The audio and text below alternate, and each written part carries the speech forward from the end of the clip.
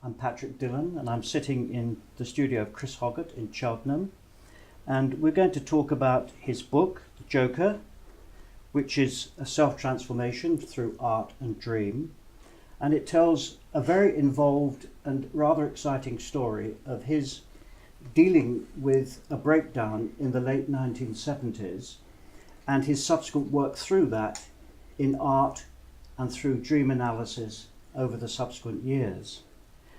We're going to start with the build-up to the breakdown in the late 70s when Chris was on the Gower, and he was very influenced by the nature of the Gower Peninsula, and that engagement with the environment started a whole process of events which led ultimately to the story that you're going to hear today. So, on the Gower, Chris. Thanks, Patrick. Yes, that's a good intro. I spent quite a lot of time in the Gower, went down every summer.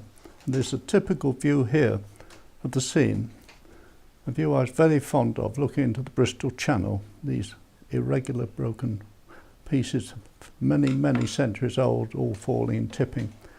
And I was set up for the painting. My usual thing is to practice in the mornings, to go painting and set up the easels. The children liked to play down on the beach in another part, and they got on with it. So I set up my easel usual, something like 7 in the morning, and sat down to paint.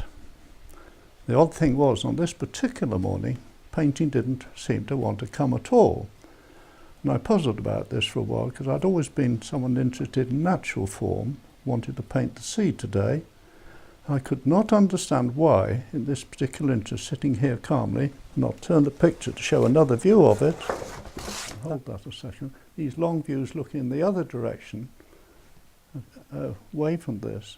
And I looked at that and I thought, what a nice scene to paint, and it still wouldn't come. And then I noticed a sudden change that I hadn't experienced before. A tremor seemed to occur onto the land. So you're talking about the tremor while you're on the Gower, and that image that you're pointing to, which is actually one of the very early images in the book, is in many respects an image that sets up the beginning of the story.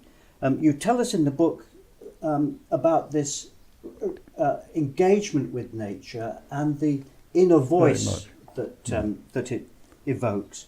Can you tell us a bit more about that inner voice and how that eventually led to some of the hidden imagery that's so powerfully shown in this book? Yes, I'll try. I think the opening point was, in trying to paint that particular morning, it didn't want to flow, and I couldn't understand why it wouldn't. Everything seemed to be laid out as usual, but the image seems to need to change, and I couldn't understand this. And it was on this particular morning I felt a tremor I'd never experienced before, as if the earthquake was building up. And I had to look around and see if things were unsteady. I couldn't see any evidence, but as I sat there, to my surprise, I noticed a change in my own body. My feet were shaking, and this was a real surprise. I mean, it was unknown, and I'd never shaken before like this. You call it a misalignment in the book. Oh, right. Yes. Yes, well, that's a good explanation. Yeah. It was just like that. Why I should shake, I could not understand. And I stood up for a moment and felt even more shaky, and obviously the shake was coming from within, not from without. And I had to sit down, and I was really very nervous then. And I didn't paint that day. I decided there and then that I was to go into with the children and sketch on the beach. And it was a way of solving the problem. And I didn't sketch for 2 or 3 days until everything had calmed down again. But I then ventured back, went to look at the landscape again, and it was totally different. I found a different scene, things I'd not seen before. For instance,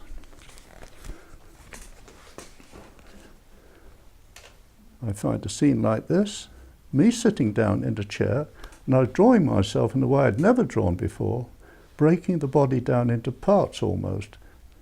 Part of my head is coming out of the landscape above and it's flowing in, and other parts, it's all breaking down here. And in a totally different scene, I'm looking at a landscape that is not at all like the landscape I'd seen before. I saw a figure form here, something in the nature of a fish somewhere else. all kinds of forms were beginning to appear. This was most strange. I've never experienced this before.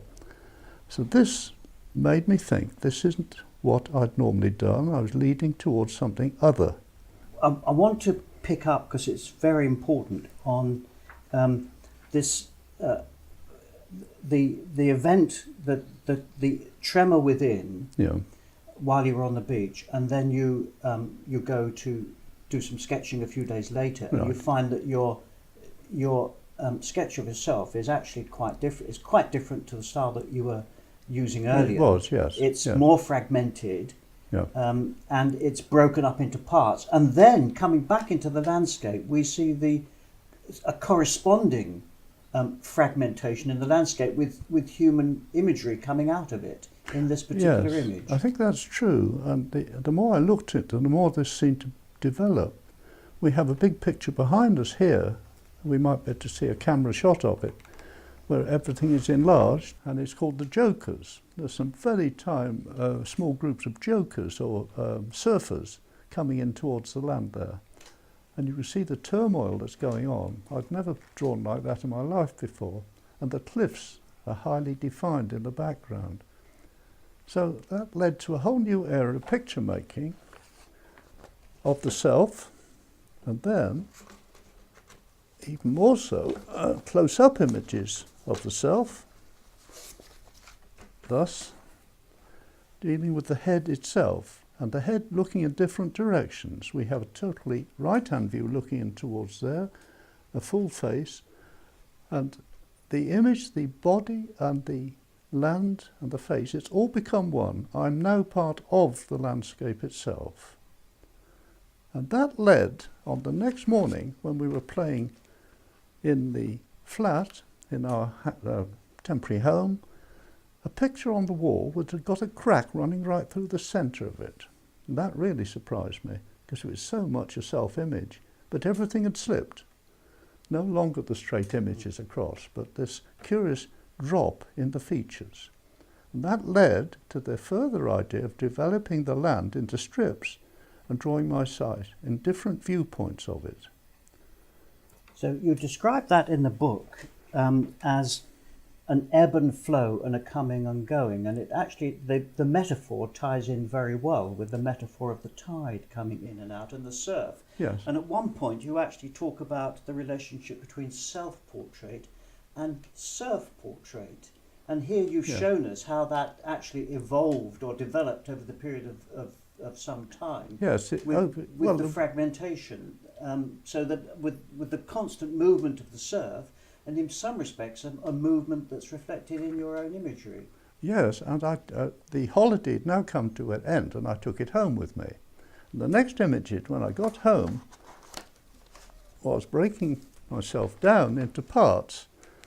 I was doing a side portrait of myself and cutting strips off and shifting them about, so it's all irregular in its layout. Everything's slightly moving, everything's misplaced. And taking it still further, I'm doing a portrait of myself, tearing it up into strips and reassembling it. So the figure is allowed to run through the body itself. You can see the development coming from the previous picture. Oh, this is pre-breakdown. So you have no sense at the moment. No, this is the curious thing. Might be linked with some impending breakdown. I think this was a warning, or a hint of a warning. I was unnerved by it. Yes. And although it settled down, I knew I wasn't in a happy place, really. It was a nervous state of mind. Yeah. Give us some idea of the time scale that we're talking about here. Over what period did this in the book you talk about it over a period of 2 years, in fact, 79 to 81. Well, it actually is 1 year between the two events. It was late summer of 79. 1980 was the breakdown, and I've got the date of it. It's exactly, I think it's almost a year between the two.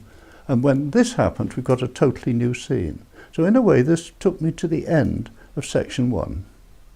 Yes, and what sort of, can you recall what sort of analysis you were doing from within on this at the time? You say it unnerved you. You had no sense that there was a breakdown impending, but you knew something had changed.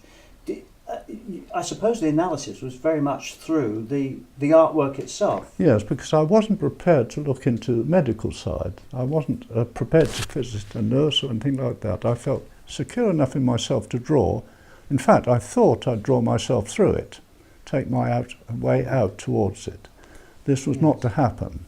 I thought it might, but it didn't. Because this is one of the most interesting aspects of the book. The book describes a very long journey through this process over very many years.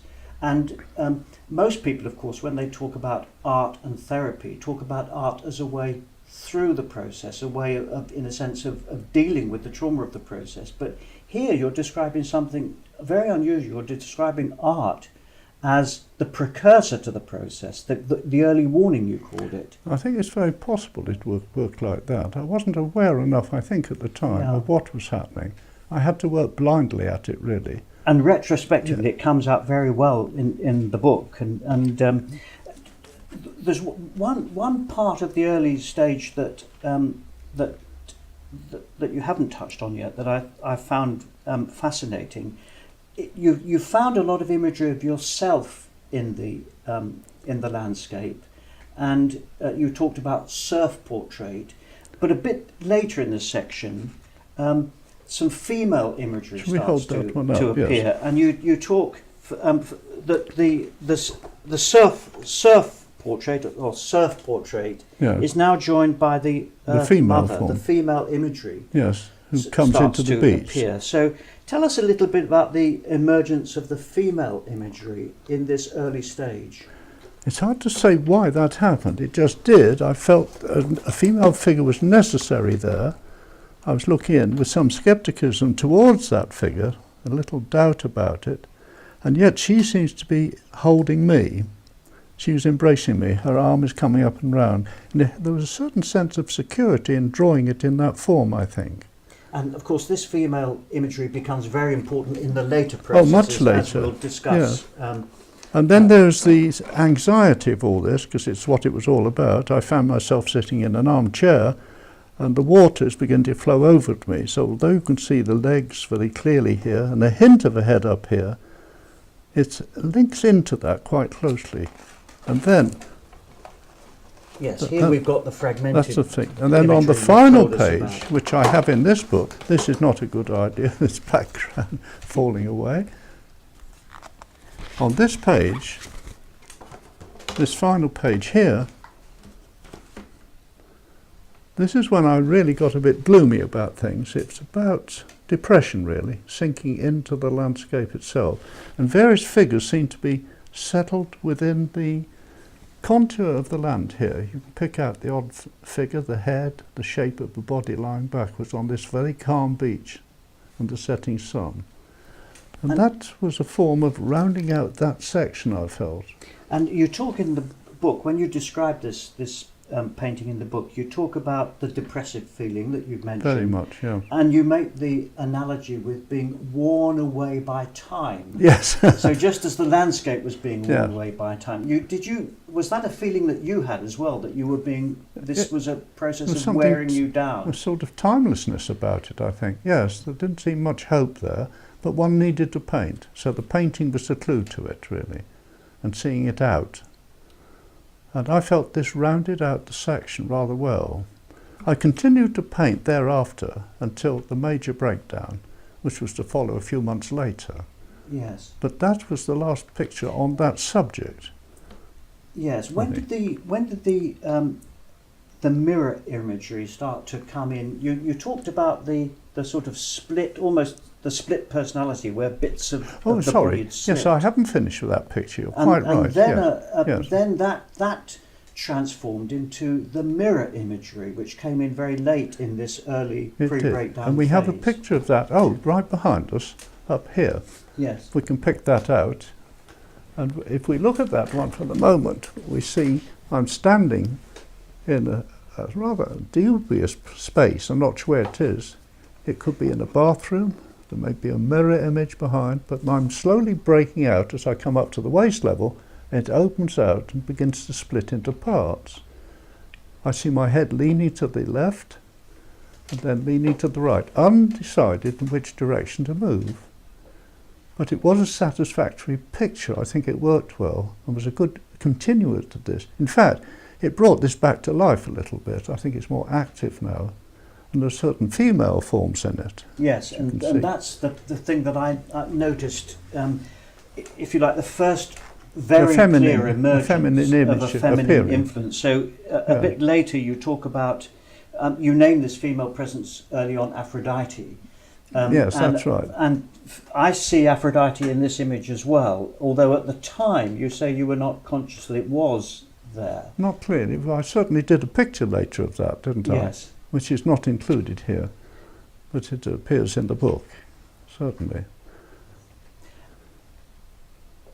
A little later, I mean, clearly at this stage of your life and work, you were trying to make some sort of sense about what was happening to you. And you end this section in the book by just talking about elements of fantasy. You talked about earlier on nature revealing itself to you through its imagery, and then you thought, well, is there a link with fantasy here? And that occurred early on, and then was sort of put aside for a while, but it reoccurs later in the book. Fantasy comes through very much so. Yeah. So just tell us a little bit about those early explorations that you were doing in your thinking and work with fantasy at that stage. Yes, I think the fantasy entered into it when I went into woods, where I was looking at woodlands, and found images that weren't apparently there to other people, because I pointed it out to friends. And I had to give it a name, so I called it Other, or any name I could conjure up. It was an image I saw that other people had not seen. Other, I think, Other something. Other subsequently became the Joker. It did in the end, but we haven't dealt with that. A little further on, I think. It's a long way down the line, but of course the book is the Joker, and ultimately it takes that form. Yes. And I was very fond of work of Graham Sutherland. At that time, he talked about the unknown. Unknown for him meant something he'd drawn and seen, and he said the unknown for him was as real as the known for others. Well, that was a curious image, because the unknown is quite a good way of describing these images that one came up with. And they came in all forms. I'd find a tree form in a tree root. I have no image here to show now, but that was quite a common feature. So a lot of those will appear in the next sequence, actually. Yes. But that rounded out quite well. An image you saw there on the shore of down on the Gower was also, if it can be seen, it's rather a small picture that shows an image here of a rearing up face with eyes and rearing down in this way. Again, that's one of those creatures that appeared, and others saw no such thing. It was apparent to me, though, it was there. So this became a major feature in later work, very much so. But it did round out that section rather well, I think. Yes. We're now in the autumn of 1980. Yeah. And you've told us about the year earlier when these pre-breakdown tremors, you called them, have happened. Yes. And now we get, just to take that analogy a little bit further, the really profound movement in the landscape of your life, with the breakdown itself. And you have a lot of imagery that deals with this, highly profound, over which you've gone back over it time and time again and tried to make sense of it through the artwork, reworking after the event. Yes, after the event. Yes. But take us through the sequence of events that led to the breakdown itself. Okay, it happened one morning. My mother had given me a pile of paper to read, concerned with the house and all the necessary forms that had to be dealt with. And I was overwhelmed with all these things on the paper. And I remember sitting at the table, opening up the pages and thinking, I don't think I can cope with this. It was overwhelming. It was too much. And so I did this drawing. A little while later, this was the event, this is what it felt like. I sat down at the desk, and when I'd done the drawing, I knew it was about spillage. Spillage was the key to it all, really. First of all, the first thing I go and spill is a cup of tea. I remember grabbing it, or thinking I could grab it, and I could not hold it. I'd lost the plot, and it just fell to the ground. And I was conscious then. I was unnerved by it, I was conscious of it. But I realised the moment I spilt it, I couldn't grab anything, and I just stared in amazement and felt myself leaning backwards. I could feel the movement, and I was still conscious. And as I moved, my head turned about, and I was looking in a slightly different direction, away from it. And by the time I'd reached that point, there was no going back. The forms here, my feet, the lines of the chair were tilting. I could see it going, and I lost the plot about here. Consciousness vanished, I could say, at that point. At the apex here, I began to lose it completely. And I likened this to someone with a pack of cards who could flick from side to side, you know, a sort of movement. And this was it. I was losing it. And I slipped here. It became more and more vague. I don't know what happened here. I'd lost it. And it wasn't until I was flat on the ground for maybe an hour, 10 minutes, goodness knows how long. I didn't know what was happening, but I was aware, when I did come to, of looking and staring down and seeing a very black hole between my hands, which I didn't like one little bit. It was a very fearful place. But at the top of this picture was a little figure that seemed to have nothing to do with me. I didn't draw that. I was convinced that wasn't my drawing. It wasn't the way I drew to start with. It had an odd smile on its face. It had the ribs of the spinal column going down. I could not identify with that figure, and I didn't try to, but he was there. And added to this spillage, so I called it spillage of the pot, the spillage of self, and the spillage of the comet that was flying by at that particular time. Halley's comet, I think I've got it here. Yes. Halley's comet at that year actually was going over, and it came back repeatedly and then gradually faded away. And so spill, spill, spill, everything was leaning. And that was the nature of that theme, which I drew some weeks later, not once, but many times. Yes. And I had many variations of this, but that was the first concrete one that summed up the feel of it. So what this represents is a life-changing moment.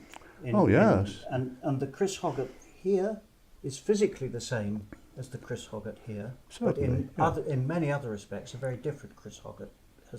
We don't know. We don't know at this stage. So this was drawn some weeks later, and your way of making sense, as far as one could make sense of the events, through visual representation. But you also went into much more detail of the intermediate phases and the other things that happened that day, which follow through in the rest of this section. Well, I suppose the first move out from that is waking up and lying on the ground and not getting up immediately, but looking down and not liking what I saw. It was the blackness I didn't like. But I knew whether I'd been down for 5 minutes or 5 hours, whatever, I then realised I had to get up. There was that urge to move. And that move led me towards the door. And the door behind me, we have a large painting behind us on the left. You might have to move slightly. It's this one here, yeah. And I have to move over and describe this slightly. This little track up here is the hand moving from the figure on the ground, and it's strengthening as he goes up towards the arm. Particularly long leg, I was stretching out, excessively long. And then the spinal column, you could see all the inner parts working. And as I stand up, I look to the left to total blackness. I wasn't too keen on what I saw, because it reminded me too much of lying on the floor in blackness. And then I turned to the right, and I noticed a certain amount of light coming from that way, which led to the outside. And you notice I've done it in 3D. It stands out slightly. I've made the hand stand forward on there. I was gripping it rather tightly.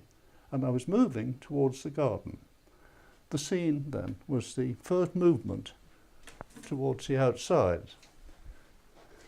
Now, when we get to the outside, there is another important part of the story that unfolds there, which brings in other imagery through the nail and the shapes that you were aware of as you were. Well, as we're going outside, there's a large image, which is just here. Could you reach it for me, Patrick? Yeah, that's the one, yes. That's big enough to put on here, I think. Let's put it on top of that for there a moment. Now, here I am, now sitting at the door for a moment, and I'm viewing myself from outside here. This is a me that it doesn't. Here's the real me, and this is my sleeping self, if you like. Or this is the sleep, and this is the wake. I'm holding the door open, and I'm passing through various passages towards the light. Well, that's what it felt like. So that was the phase 2 of the journey. Now, man, you're drawn to the light of the outside. That's right, yeah. And you find yourself in the garden. I do. So the next stage of this process is where you're looking for something really to grasp hold of and steady yourself. Yes, I'm walking now to the bottom of the garden. And it happens to be a nail in the wall. Well, this appeared a little later. First of all, I go down to the bottom of the garden. Here we are. The number of nails might appear. There's some vine growing up on one side, and it happened to be a chair at the bottom of the garden, something to sit on. And I felt quite faint after that experience of being on the ground. And I suppose I must have glanced up, and in doing so I noticed one of those old nails that stick out, that lie in old walls. You find them occasionally, a big one. And I clung to it very hard. I remember how hard I clung so that the knuckles came out white on me. That's how tightly I held to it. And I felt very unnerved by this, and yet at the same time reassured. But the curious thing, if you noticed on the seat level, my arm's going up and then I'm coming down and I'm twisting myself up into knots. Rather feminine movement, isn't it? It's hard to define what it is, but something of that nature. It's a curious feeling. And I'm feeling tightly. This is security. And I was reminded rather of a long way back of the crucifixion. Now, that this is not me at all. I don't feel at one with this, and yet somehow I did. It was reassuring. So I stayed in that position for quite a long time, probably half an hour. I mean, I felt secure there, and I didn't want to move, having gone through this horrendous experience in the house, and the blackouts, and then coming to, then walking through the garden, and now I got another place of security, and I held on again. So that was phase 2 of it. And that position I was in, I should think, for a good half hour. And then that period passed, and I felt now it was necessary to move on somewhere else. So I released myself, got up, and decided to walk off and see a friend. So I got set off. And you, Patrick, just turn round and bring up the other picture, which is on the wall there, if you would, so I don't disturb the scene too much. That one, the little picture. There, go along. That's the fella. This is. Never mind that. There we are.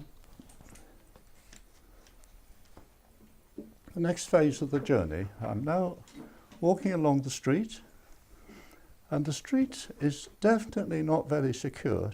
Look at the pavement. What's happening? Rising up and down. Look at this. How can you walk along a street like that? But that's what it felt like. Terribly unnerving. And you notice my figure now is broken up into parts. You can see individual figures very clearly, hands moving across in sequence. And I'm just moving on. But I was very unnerved at this. I also noticed in walking, I kept my head down, not just for the unevenness of the pavement, but not wanting to look at people, because I thought I must look awful having been through all this. I don't want people to see what I look like, so I kept looking down. And that was my journey towards home. Except... what sort of distance are we talking about here, Chris? Oh, half a mile. Not a long walk, but a walk I knew. A long walk under the circumstances. Probably. Yes. I had no stick or anything. I didn't fall, but I felt the pavement was not even or level. So I made sure I drew it in that way. Very uneven.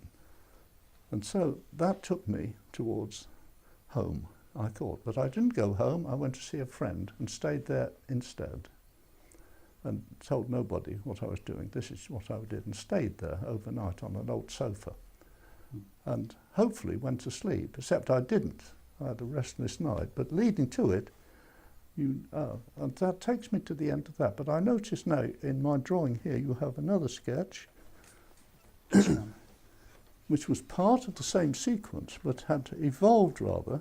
You'll notice here, it's slipping down in a rather different manner. It's the same figure of I'd originally done, but it was twisting and turning in interesting ways. Yes. Now that actually raises, I think, a really important point, which I would like to come back to, because you've talked us through the whole sequence of events that happened, and you've talked also about the seminal artwork that goes with that. But there was other artwork, and there was much reworking as you were trying to come to terms with this through the art. And yes. A lot of work was rejected for one reason or another.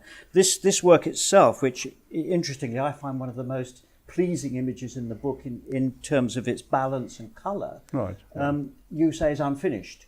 And it was never really finished. Well, that's its state. But that was true of my nature at that time. I was in the habit of destroying a number of pictures at that time. I think I must have destroyed about 50. They weren't good enough. That this is a major problem when you're in this state of mind. I think you think, oh, that's a lot of rubbish. I'm not keeping that. Yes. Do you think if you'd kept any of those, it would... How would you respond if somebody were to suddenly I'd be bring very those irritated. Of course, when you come to, you think, oh, idiot, why on earth did I throw that away? Yes. I'm sure it would have been useful. Yeah, I mean, there's another example we can look at, which again is most interesting, and it's the image in the book which you call number 15, Sacrificial Head, which is this. Can you get anything as small as that blowed up? It's a difficult one to see, probably. Yeah. There's a great face hidden within it, if I can show you. Here's the front, here's the head, the nose, there's an eye here, there's a mouth. It's a vast figure, really, and yet a lot of little figures within it.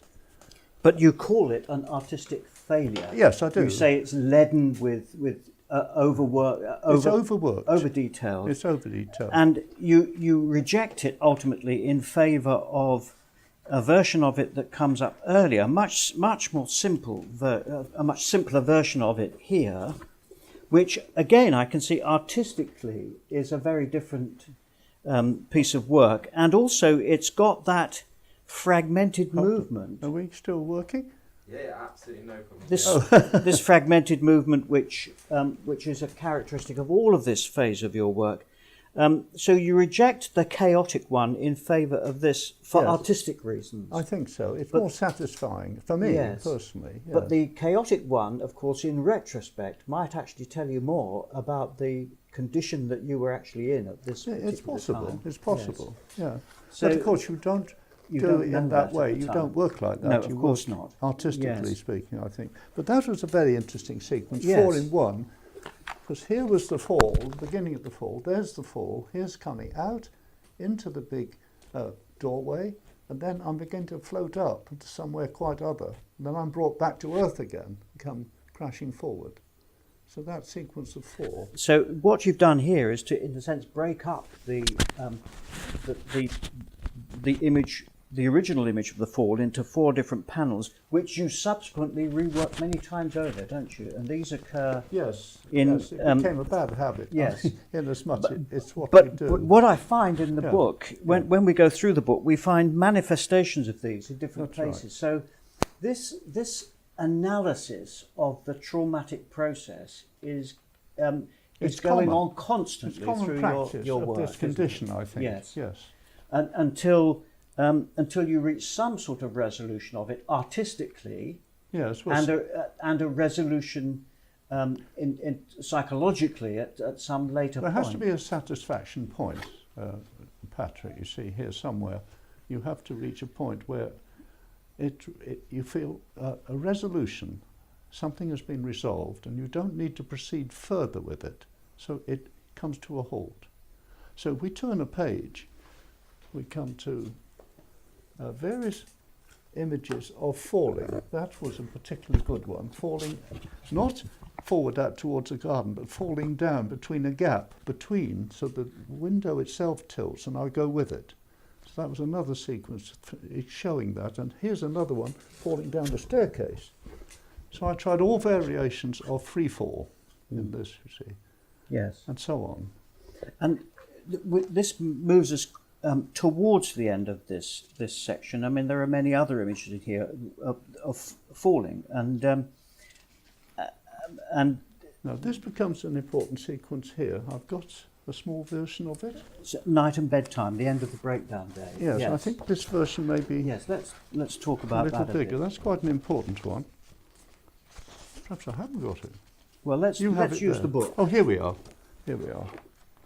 The little one here. I call it Night and Bedtime, End of a Breakdown Day. And the whole point about was this, that I could not get any sleep. I wasn't on any medication at this time. And here I am, undressed, lying on a bed, tossing and turning, and not getting any satisfaction at all, no sense of sleep. And that was quite a powerful image. No night. So I'd gone through the day, that was the afternoon moving forward, which we've already seen. Moving forward, end up at night, everything's breaking down in little bits and pieces. And so to finish off, or round it off, was this image of what? I call it celestial freefall. And I think you can find two images in this, and they both intrigued me. A swan-like neck here, falling out of the sky above, and a head of a man here. So there seem to be two things moving through space. It is very much a very large painting, which I haven't here. Were you aware of any dreaming in that, at the end of that day?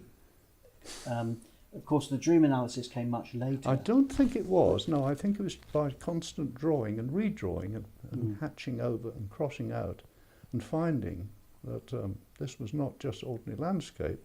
This was an ethereal thing, somewhere up above.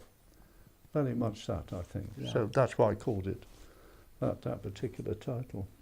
And at this stage, again, we haven't started the dream analysis, but at this stage, as you were reworking through art, were you aware of past events in your life that were informing this process of reworking the art? Haven't a clue. I don't think so. Yeah, I think that probably came much later with the dream analysis. I should think so. Yeah. Yes, that we look into it in great detail later on, We but do not indeed. at this stage.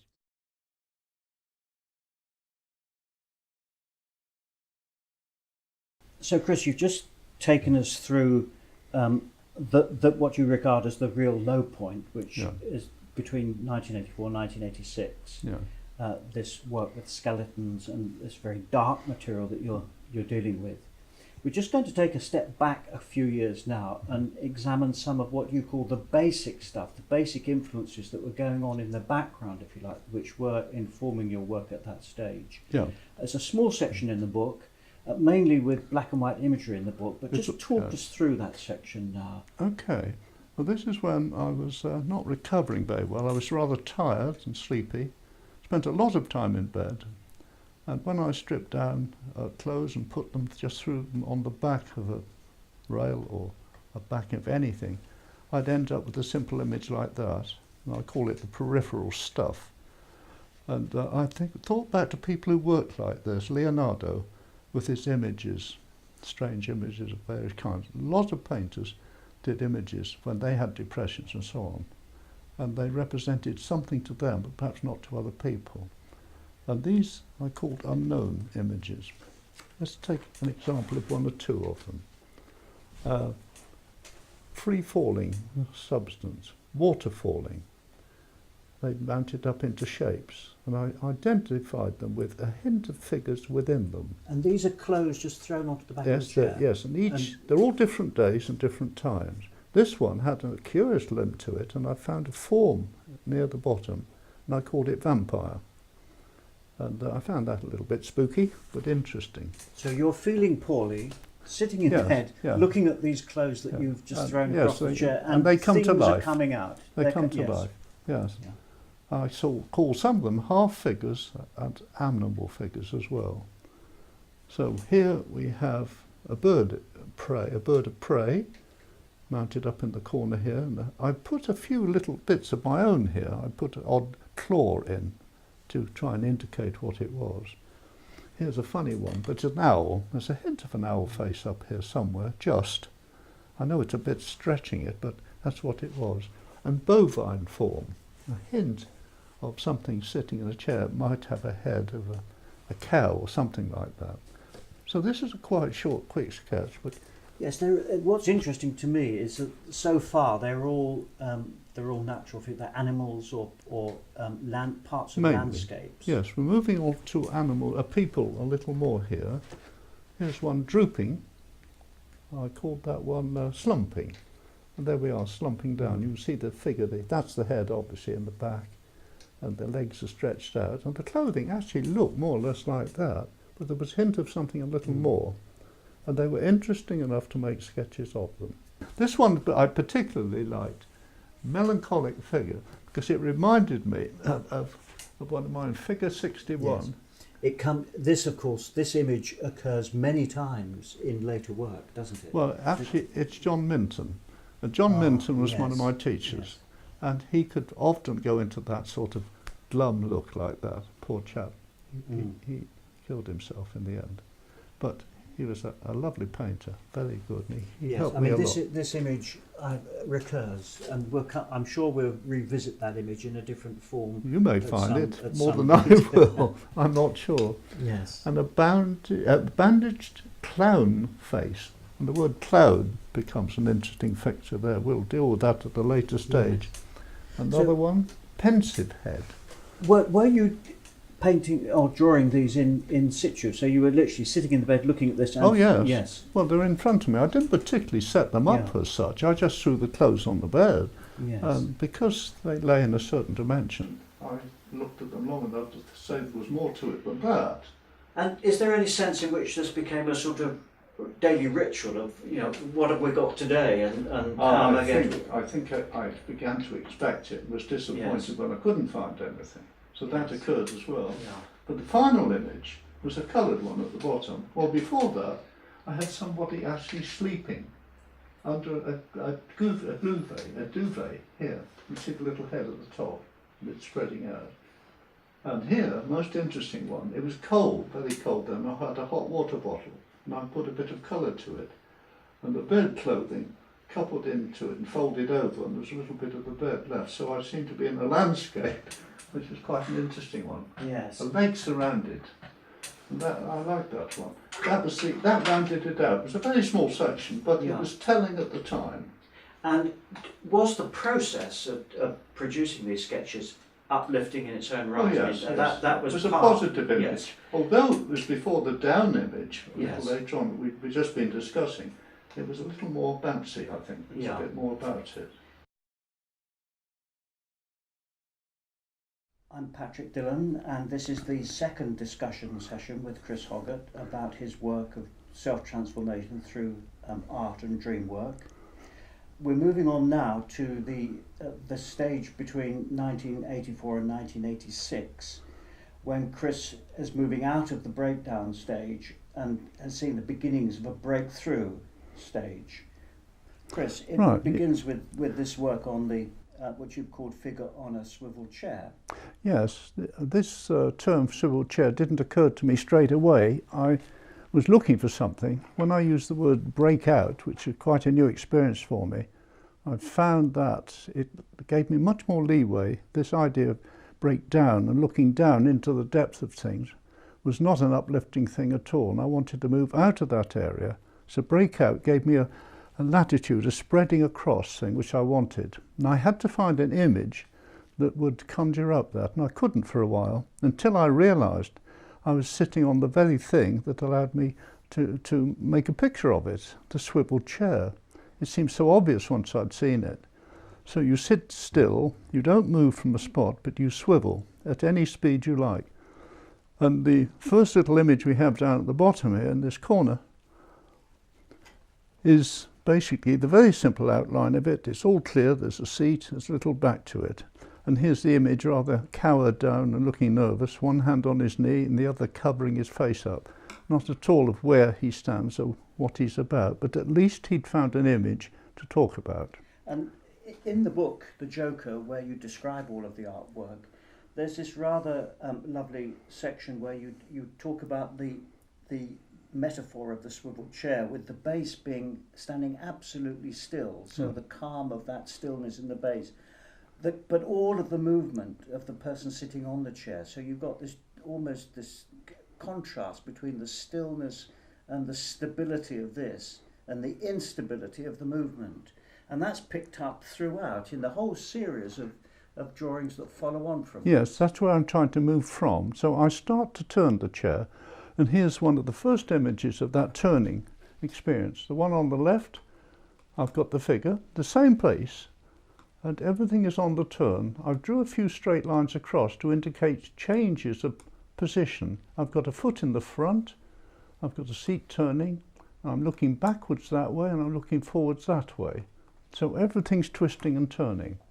And on the right hand side, a rather more vertical image, a bit like one of the Picasso or Cézanne or any of these, not Picasso, I mean Braque, these long figures. And that was a way forward out of that perfectly still position.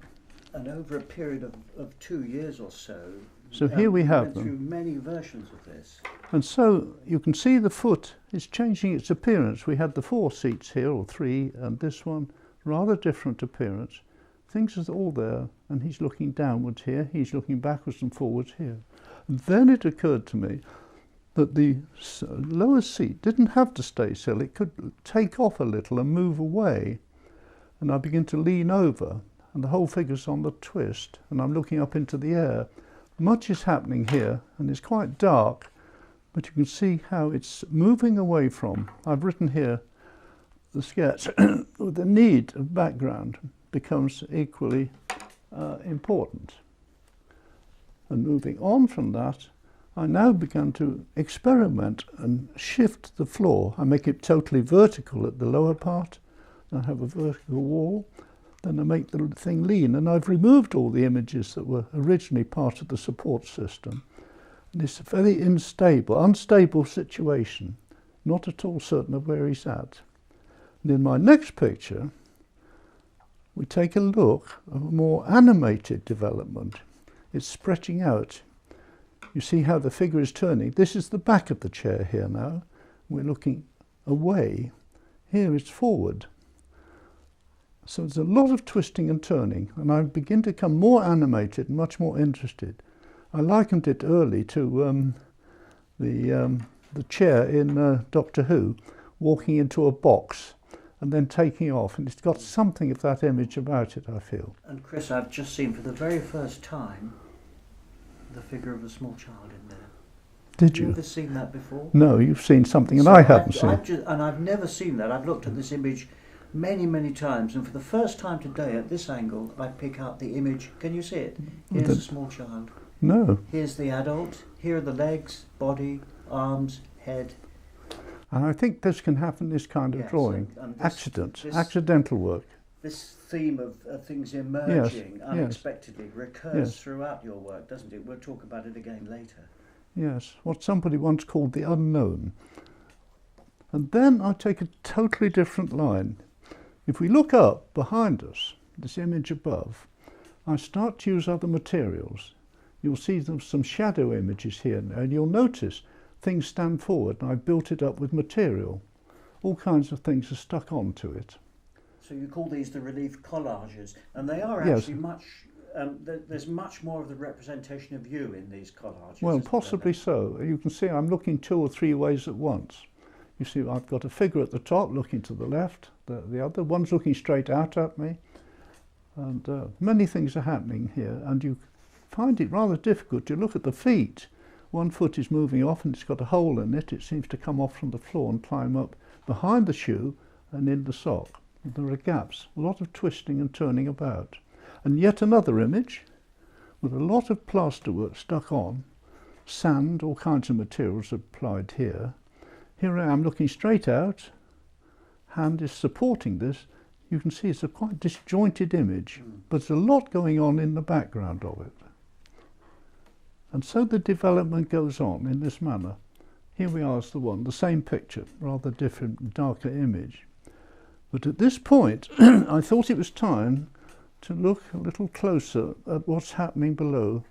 The chairs are really moving out, swinging out, some of these. And the image here is described, a sort of look of apprehension flits into his face, and he's not quite sure where he's going. One is becoming a little unnerved at this stage of the drawing. And then the next phase on, it's really opening out. And I've got a dancer at work here. The arm is taken right off, swinging up into the distance, hands stretching out different ways, all sorts of movement. And I'm really getting quite excited now. There's a lot going on in this picture. And the movement has moved now so that it's actually through the whole image, whereas in the earlier parts the movement was really quite confined. It was tied, Yes. You notice it's opened out. There's Yes. no way, there's just one support system here. The rest is free. And then I revert back a little bit in the next one. We got here, the foot is capable of spinning out of control or into all sorts of actions. You'll notice I've got two in one here. This is the back view. I've got the drawing board. I'm sitting at the drawing board with my normal stool, except for that curious twist off there. And I'm looking that way. Then I look over the drawing board and I find another face looking towards me. So this is one image here, the other image here. We're looking at each other there, with a little support lamp for drawing with. So that was a rather curious and dark image here. But it gets a little darker still as we turn over. So dark it's a little difficult to know what's going on. But the idea was that I'm now on a bicycle. It's breaking down and I'm cycling away. The little bits here. It's a bit like Francis Bacon. It's getting a bit wild and uneasy. It's a very dark space indeed. Not at all comfortable, Pat, there. And you painted it like this? Well, actually, this is a little darker than the original, which I haven't got here. It's a bit paler than that, but that dark thing creates the image of unease. And then we have a sort of version in the nude, looking away, all sorts of things happening. Turning away, looking. Light's coming back into it as well. Yes, it's a strange piece indeed, which leads on to the last two. The one on the left, the supporting system's gone. We have one faint image through the middle, where the thing used to stand. It's gone. And it seems as though we've got two images. Someone's dancing with himself, so to speak. The lighter image is going in and the darker image is coming out to meet him. And there also looks to be a bit of both male and female in those. Well, that's right. It's a mixture, an uncertainty of the sexuality of the creature. So we really moved away from the original position until finally I thought, right, we'll abandon the stool altogether and we'll put out a place in the theatre or on the stage or in the wherever. And we've got the tightrope walker supporting himself with a long hair, and he's taken off. So total freedom from the original position, which is really what I was aiming for. Yes, but just a couple of very interesting points that come out of this. In the book, you say this: as the chair transformed itself into a vehicle and the figure pedalled away, it followed it was likely that the chair could be removed entirely, so that by taking on this motion and becoming a vehicle, it could be moved out. But what's very interesting about this image is the appearance, not the first appearance, but one of the early appearances of what subsequently became the Joker, very evident in there. Now, I'm not sure if you were thinking in terms of the Joker at this stage in the work, but for me, I see it there. Well, yes, I think you're right. The Joker does come into this, and we haven't discussed the Joker in depth yet. And I've got to decide when we bring that in. Yes. Any time soon, probably. Yeah. But this finishes that section off. Yes. Now, one last question. What happened to the chair, the swivel chair? Do you still use it? I gave it away. It wasn't suitable for my studio. The old studio was very big and I had space. But it had a life beyond 1986. It's probably still used by somebody. Yes. So that's the end of this section. Cut, so to speak.